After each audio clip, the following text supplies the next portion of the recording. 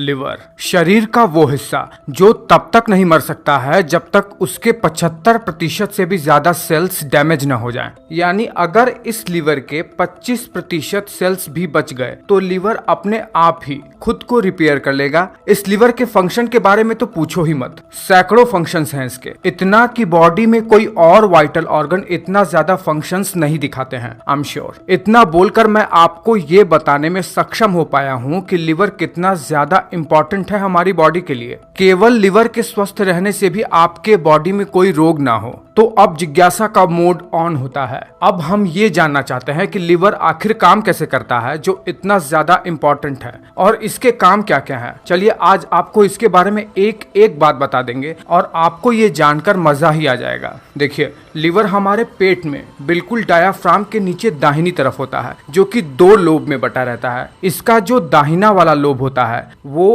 अपने बाएं लोब से 6 गुना ज्यादा बड़ा होता है और इन्हीं 2 लोब के बीच में से ही हमारा इसोफेगस होकर गुजरता है। हमारा लिवर गहरे भूरे रंग का होता है। इसके ऊपर एक कैप्सूल जैसी परत चढ़ी रहती है। लिवर वजन में 1.5 किलो तक होता है और इसकी चौड़ाई की बात करें यानी जो दाएं से बाएं तरफ की लंबाई होती है वो लगभग 15 सेंटीमीटर तक होती है। मैंने आपको एक वीडियो में ये बताया है कि हृदय कैसे काम करता है। उसमें मैंने आपको ये बताया था कि हृदय एक महाधमनी से जुड़ी रहती है जिसे कहते हैं एओर्टा। ये बिल्कुल नेशनल हाईवे की तरह होता है जो शरीर में सभी धमनियों से जुड़ा रहता है। यहीं से शरीर के सभी हिस्सों को खून जाता है। इस एओर्टा से एक बहुत बड़ी धमनी जुड़ी रहती है जो कि स्प्लीन से जाकर जुड़ जाती है। उसके बाद एक कॉम्प्लेक्स सिस्टम से जुड़ी हुई रक्त वाहिकाएं हमारे अग्नाशय यानी पैनक्रियाज और पेट से होते हुए हमारे लिवर से जाकर जुड़ जाती है। लिवर से ये जब जाकर जुड़ती है तो इसे पोर्टल वीन कहा जाता है। लिवर में जितना भी खून जाता है उसमें से 80% खून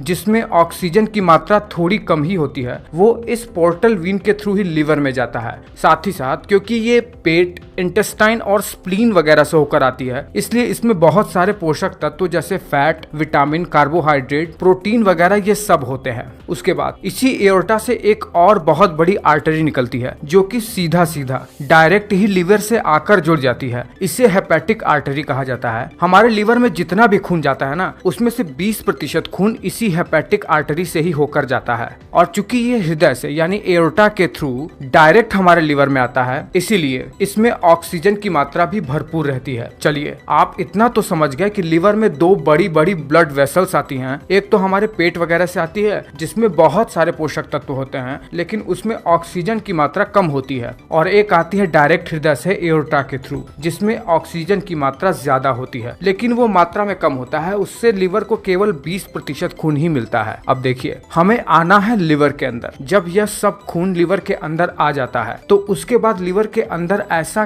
क्या प्रोसेस होता है जो हमारे जीवन के लिए बहुत ज्यादा इंपॉर्टेंट होता है। देखिए, जब हम लिवर को थोड़ा जूम करके देखेंगे तो हम पाएंगे कि लिवर के अंदर कई सारे हेक्सागोनल शेप के एक संरचना बनी हुई होती है जिसे हेपेटिक लोब्यूल कहते हैं। एक बार इस हेपेटिक लोब्यूल की संरचना को देख लीजिए। ये बिल्कुल एक हेक्सागोनल शेप में होता है और इसके कुल 6 कॉर्नर होते हैं। एक अनुमान के मुताबिक लिवर के अंदर कुल 10 लाख से भी ज्यादा हेपेटिक लोब्यूल हैं। अब देखिए, इन हेपेटिक लोब्यूल के 6 कॉर्नर पर जो 2 मुख्य ब्लड वेसल्स आ रही थी, हेपेटिक आर्टरी और पोर्टल वीन, वहां से कुछ ब्लड कैपिलरी इन हर एक हेपेटिक लोब्यूल के 6 कॉर्नर पर आकर ब्लड मुहैया करवाती हैं और यहाँ से ब्लड एक नालीनुमा संरचना बना देते हैं और ब्लड यहाँ से बहते हुए हेपेटिक लोब्यूल के बीच में एक सेंट्रल वीन होता है वहां पर जाते हैं। यह जो ब्लड नालीनुमा संरचना से बहकर जाती है उसके दोनों तरफ लिवर के सबसे मेन सेल्स हेपेटोसाइट्स होते हैं और इसी हेपेटोसाइट्स के पीछे की ओर होता है लिवर का दूसरा सबसे इंपॉर्टेंट सेल, कुफर सेल, जो रेड ब्लड सेल्स को फैगोसाइट करके यानी उन्हें डेड करके बाइल जूस बनाते हैं। तीसरा होता है hepatic stellate cell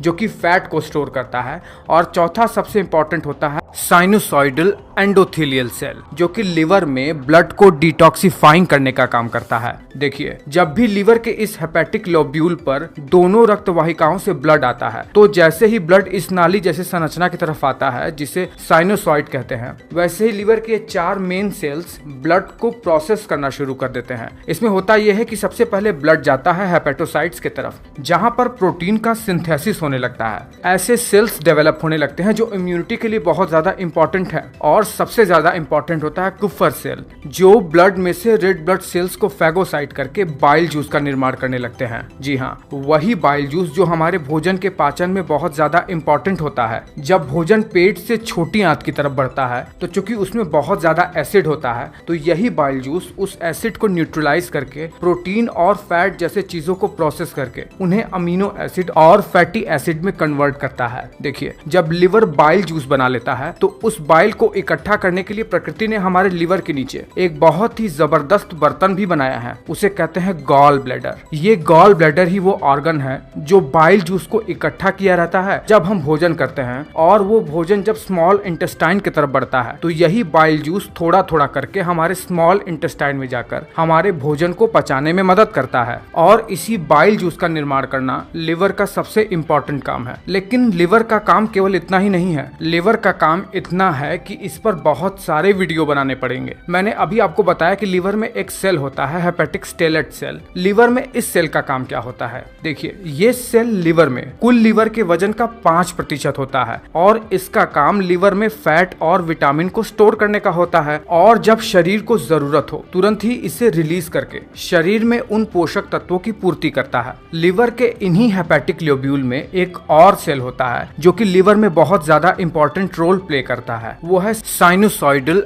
endothelial cell. इस सेल का काम होता है कि जैसे ही लिवर में ब्लड आता है, यह सेल लिवर में ब्लड को डिटॉक्सिफाइंग करके उससे हेपेटिक लोब्यूल के सेंट्रल वीन में भेज देता है, और वहां से ये बिल्कुल शुद्ध खून लिवर के बाहर जाता है और हृदय में पहुंच जाता है। कैसे? देखिए, लिवर में बाहर की ओर जाने वाला एक हेपेटिक वीन होता है जो कि हृदय में नीचे की ओर इंफीरियर वेना केवा की ओर जुड़ जाता है, और वहीं से ये शुद्ध खून जो कि डिटॉक्सिफाइंग हो चुका है वो अब ऑक्सीजन लेने के लिए हृदय के पास पहुंच जाता है। वहां से फेफड़े पर जाता है और फेफड़े से फिर ये हृदय में पंप होकर पूरे शरीर भर में ये शुद्ध खून फैल जाता है। चलिए, आपको इतना तो बता दिया है, अब आपको जाते जाते एक बोनस देते जाते हैं। आपने सुना है ना कि जल्दी जल्दी हेपेटाइटिस का इंजेक्शन लगवा लो या हेपेटाइटिस का वैक्सीन लगवा लो, नहीं तो ये हमें बहुत बुरी तरीके से बीमार कर देगा। आखिर ये हेपेटाइटिस होता क्या है? देखिए, हेपा मीन्स लीवर होता है, यह एक ग्रीक वर्ड है, और आइटिस का मतलब किसी भी तरीके का इन्फ्लेमेशन या इरिटेशन को दिखाने के लिए जोड़ा जाता है।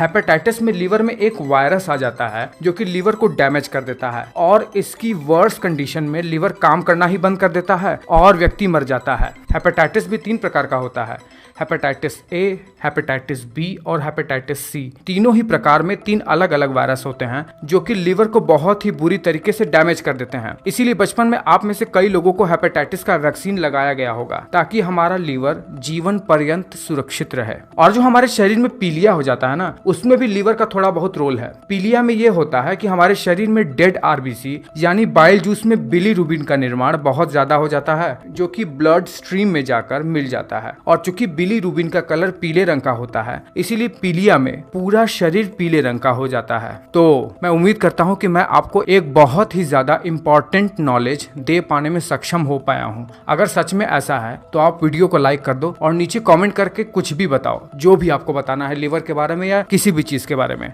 मैं इंतजार कर रहा हूं।